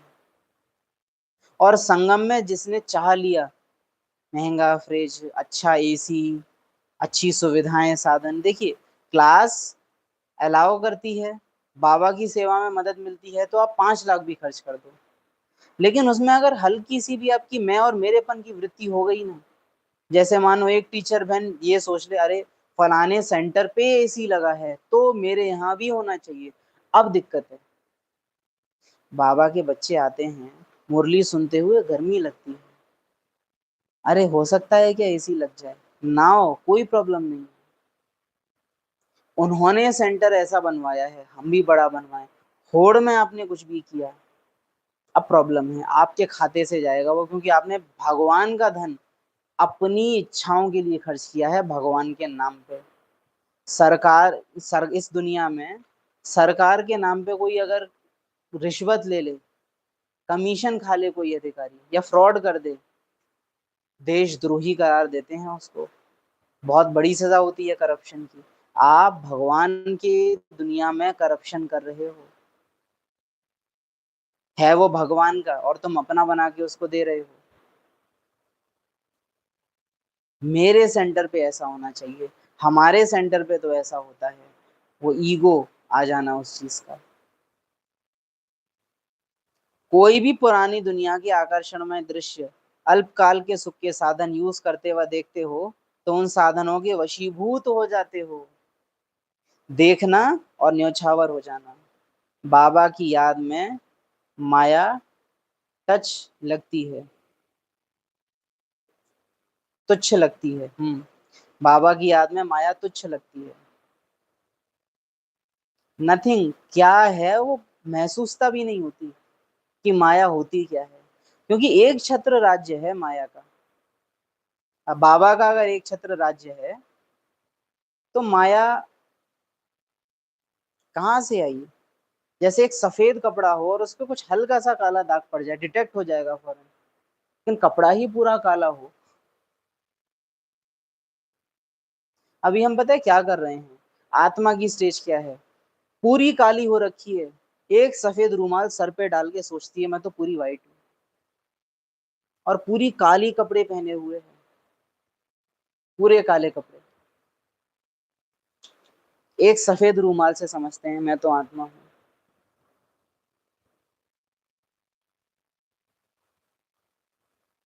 आकर्षण, साधनों की इच्छा देख के हाय हाय हो जाता तो बढ़िया है, पैसे होते तो ले लेते, वो तो पैसे नहीं है।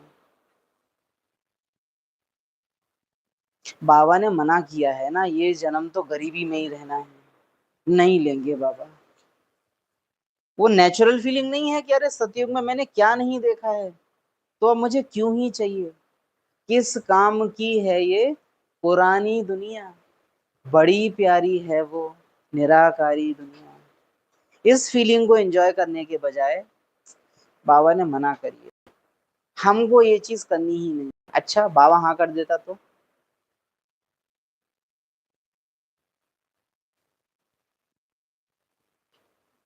साधनों के आधार पर साधना ऐसे है जैसे रेत के फाउंडेशन पर बिल्डिंग, इसलिए किसी भी विनाशी साधन के आधार पर अविनाशी साधना ना हो। अविनाशी साधना अविनाशी ही करेगी, साधन निमित्त मात्र हैं, अविनाशी आत्मा जागी है उसकी निशानी होगी, विनाशी साधन अल्पकाल के सुख में आत्मा को फंसा नहीं सकेंगे, क्योंकि अविनाशी आत्मा हर चीज परमानेंट देखेगी, टेम्परेरी नहीं। जैसे कोई भी धनी व्यक्ति है, वो अगर एक क्या कहें, एक चम्मच भी लेने जाएगा तो शॉप पे जाके बोलेगा अच्छे से अच्छी निकालो, और एक गरीब आदमी किसी शॉप पे जाएगा तो वो शॉप ही सबसे छोटी लेवल की ढूंढेगा कि ज्यादा महंगी ना हो, पावर बैंक दे दो। तो आत्मा, परमात्मा की संतान, ऑलमाइटी अथॉरिटी का बच्चा जब उतरता है ड्रामा में, हम्म,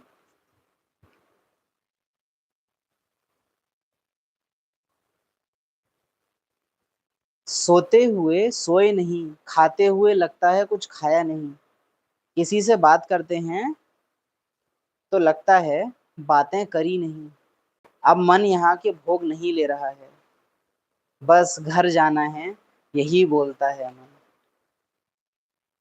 वंडरफुल स्टेज है, और समझते हैं कि बहुत काल की अभ्यास रही होगी इसके पीछे, क्योंकि झट ये स्टेज आती भी नहीं, बहुत बारीकी से पुरुषार्थ किया गया होगा।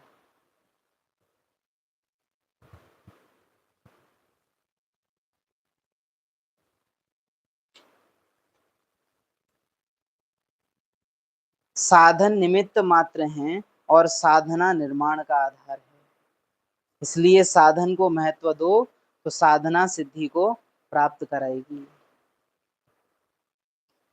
स्लोगन किसी भी कमजोरी का अंश है। देखिए सिंपल है, आप कभी किसी दुकान पे जाते हैं और आप दुकानदार के सामान को देख के ये जता दो एक बार कि आपको वो पसंद आ गया है, अब दुकानदार उसकी कीमत से ज्यादा कीमत पे आपको बेच देगा, हो सकता है दुगना तिगुना भी ले ले। लेकिन आप दुकान पे गए, अरे बहुत मिलती हैं, आपने कितनी की दी है, एक वो दिखाओ ना कि हाँ हम तो कहीं और से भी ले लेंगे, बाकी आपको देना हो तो बताओ, तो वो भी देख के बोलता है कि इनको बेचना मेरे लिए मुश्किल है। ठीक वैसे ही आत्मा जब साधनों को देख के वृत्ति रखती है, हाय एसी, हाय, तो ड्रामा भी फिर आ जाता है अच्छे से कि वसूलो इससे तो। और जब आत्मा रहती है इस नशे में, मुझे क्या चाहिए, ये ड्रामा मुझे क्या ही दे सकता है, मुझसे ये ड्रामा प्रत्यक्ष होता है, ये ड्रामा मुझे दे क्या देगा, ये साधन मेरे को दे क्या सकते हैं, ये देह को दे सकते हैं जो दे सकते हैं, वो भी लिमिट में। तो साधन सुविधाएं भी एक देही अभिमानी स्थिति में रह के जो आत्मा साधनों को यूज करती है उसके साधन, और जो देह भान में रह के यूज करते हैं साधनों को उनके साधन, दोनों में अंतर आ जाएगा। एक विदेही स्थिति में रह के जिस आत्मा ने साधन यूज किए हैं, ऐसे साधन रचना रचता को नहीं दे सकता। बिल्कुल, रचना रचता को कुछ भी नहीं दे सकती। हम बाबा को क्या दे सकते हैं,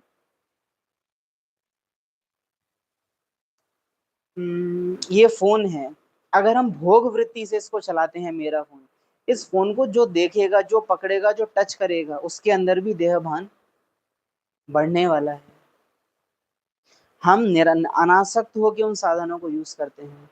मैंने अपने मकान में रहने वाली चीजों को अनासक्त होकर यूज किया है, उनके चारों तरफ वाइब्रेशन है अनासक्ति के, उनको जो भी टच करेगा, जैसे लौकिक दुनिया में होता है ना, श्रापित गुड़िया, श्रापित घर, श्रापित कुर्सी, होती है ना श्रापित चीजें, कि उनको किसी क्रिमिनल ने यूज किया या किसी ने मर्डर हो गया तो उनपे बैड एनर्जी आ जाती है।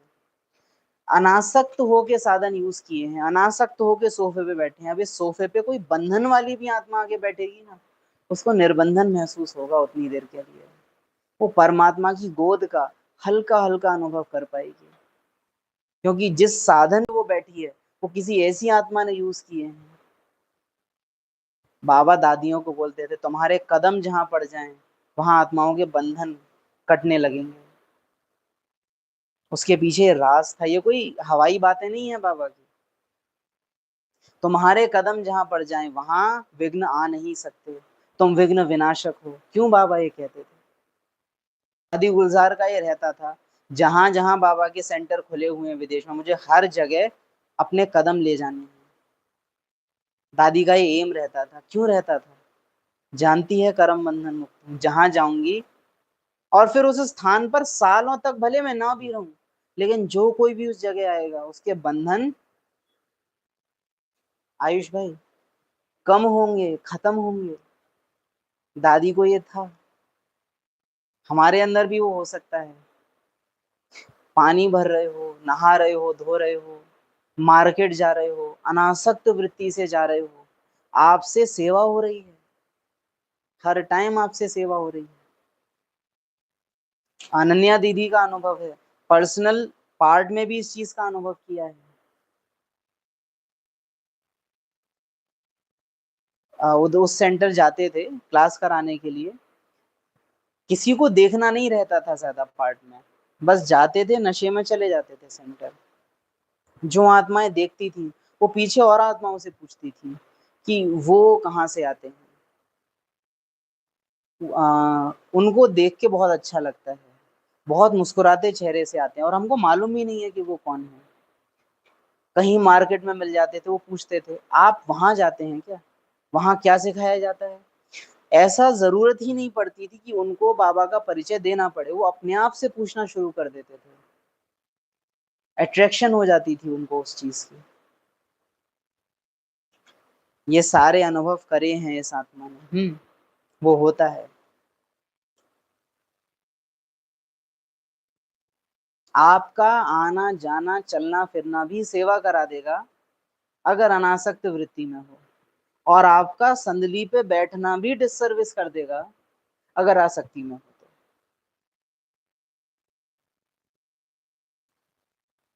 स्लोगन,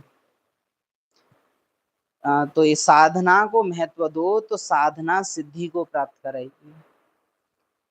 अनासक्त होके साधनों को यूज करो, वो साधन अन्य आत्माओं की साधना में मददगार बन जाएंगे।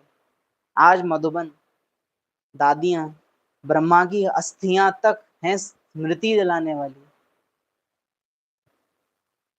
शरीर छूटा लेकिन हाथ और साथ नहीं। बाबा का कमरा, जिस कमरे में वो रहा, आज बाप दादा का कमरा हो गया। जहां उसने मुरली सुनाई वो हिस्ट्री हॉल हो गया। जहां उसने लेटर लिखे वो चिट चैट करने की जगह हो गई। जहां अव्यक्त बाप दादा आए वो डायमंड हॉल अव्यक्त स्टेज हो गई। अब हमारा फर्ज है जहां हम रह रहे हैं उस जगह को बाप दादा का कमरा, हिस्ट्री हॉल, मधुबन स्तंभ बनाना। हमने करके दिखाया, अब तुम्हारी बारी, चुकाओ मेरी उधारी। किसी भी कमजोरी का अंश है तो वंश पैदा हो जाएगा और परवश बना देगा। सिर्फ एक अंश है। बाबा सामने आके बोले बच्चे ये चाहिए या मैं चाहिए, बाबा आप चाहिए हो, ठीक है, 100% मैं ही चाहिए हूँ, क्या तुझे उस चीज की कोई इतनी परसेंट भी इच्छा नहीं है। अट जाएंगे हम। हमको बाबा चाहिए निश्चित, क्योंकि फायदा उधर ज्यादा है। ये बिल्कुल ऐसे है कि आलू टमाटर खाओगे या मटर पनीर, सिंपल है। आलू टमाटर खाए वो मटर पनीर खाएंगे, सिंपल है। लेकिन अगर भूखा रहना है या पनीर खाना है तो क्या चुनोगे। कंडीशनल है ये भाग्य हमारा। बाबा चाहिए, क्यों नहीं चाहिए होगा, बेस्ट है। लेकिन किसी भी कीमत पे 100% बाबा ही चाहिए। विनाश काल में आप 800 करोड़ में किसी भी आत्मा से पूछ लेना, उसको परमात्मा ही चाहिए होगा। लेकिन बात तो तब की थी ना जब ड्रामा चल रहा है, अब कौन चाहिए। ये अव्यक्त इशारे, बुद्धि को ठिकाने पर टिकाने की जो युक्ति मिली है वह स्मृति में रखो। हिलने न दो, देह और देह की दुनिया से न्यारे बन मन बुद्धि के विमान से सेकंड में आकारी और निराकारी स्थितियों को अनुभव करो। बुद्धि को हिलने न दो, नहीं तो युद्ध में बहुत समय व्यर्थ जाता है। जैसे तपस्वी सदैव आसन पर बैठते हैं, वैसे अपनी एक रस स्थिति के आसन पर सदा विराजमान रहो। अर्थात मन को आसक्ति हुई मकान को देख के, कितना सुंदर मकान, ठीक है तेरे काम की चीज होगी, मेरा तो यहाँ दुनिया में कुछ भी नहीं है, तू जा बाकी देख, मैं नहीं देखूंगी। एक है, अच्छा तो लग रहा है, आत्मा ने आसक्ति को सपोर्ट कर दिया, बुद्धि हिलेगी अब, क्योंकि आत्मा ने फीलिंग दे दी। अब संस्कार बनेगा, अब जब जब सुंदर मकान देखेंगे तब तब बुद्धि जाएगी। बुद्धि गई, किस काम की है ये पुरानी दुनिया, बड़ी प्यारी है वो निराकारी दुनिया। अब क्या हुआ, ड्रामा ने अपनी तरफ से पासा फेंका और आत्मा ने पासा पलट दिया। दुर्योधन ने बुलावा भेजा जुए का, युधिष्ठिर ने ठुकरा दिया, मैं खेलूंगा ही नहीं, मुझे चाहिए ही नहीं, मेरे काम का ही नहीं है भाई, क्यों खेलूं तेरे साथ। किस काम की है पुरानी ये दुनिया, मेरे किसी काम की नहीं।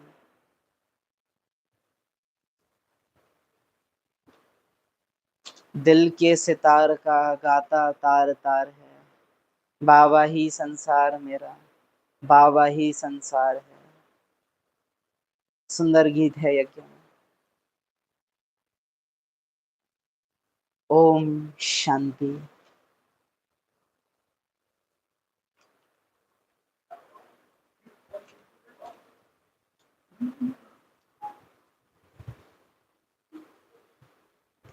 ज्ञान को जियो, नहीं तो मरोगे।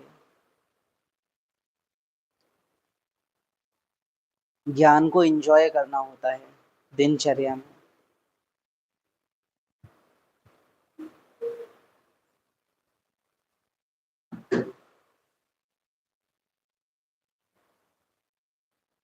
बाबा ही संसार मेरा, बाबा ही संसार है।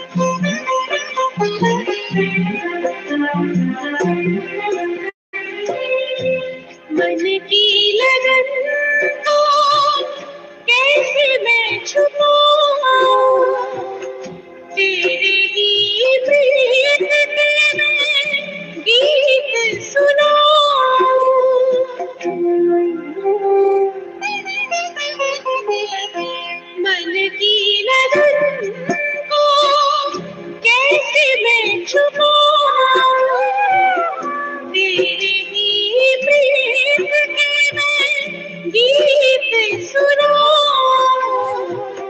नैनों से प्यार का होता इज़हार है, नैनों से प्यार का होता इज़हार है, दिल की सितार का गाता तार तार है, बाबा ही संसार मेरा, बाबा ही संसार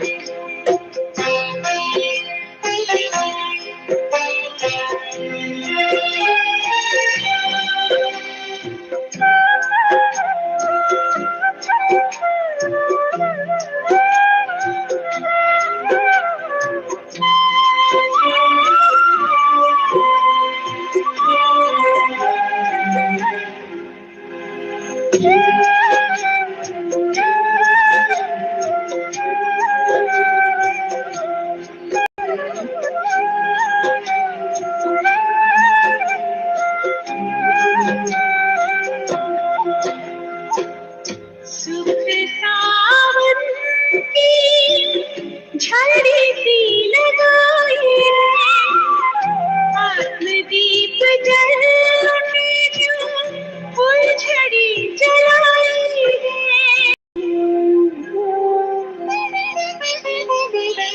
सुख सावन की झड़ी सी लगाई है, आत्मदीप जल में जो फुलझड़ी जलाई है, ज्ञान के श्रृंगार का पाया उपहार है, ज्ञान के श्रृंगार का पाया उपहार है, दिल की सितार का गाता तार तार है, बाबा ही संसार मेरा, बाबा ही संसार है।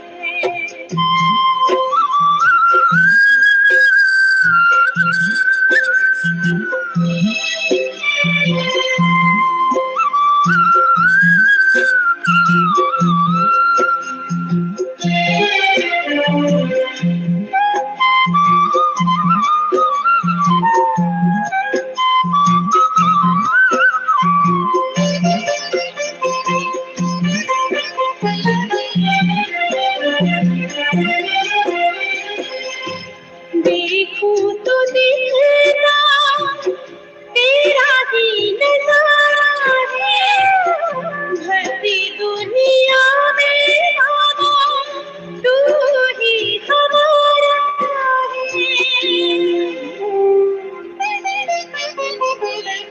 देखूं तो दिखना तेरा ही नजारा है, भरी दुनिया में बाबा तू ही हमारा है, तेरे उपकार का आभार बार बार है, तेरे उपकार का आभार बार बार है, दिल के सितार का गाता तार तार है, बाबा ही संसार मेरा, बाबा ही संसार है, बाबा ही संसार मेरा, बाबा ही संसार है, बाबा ही संसार मेरा, बाबा ही संसार है।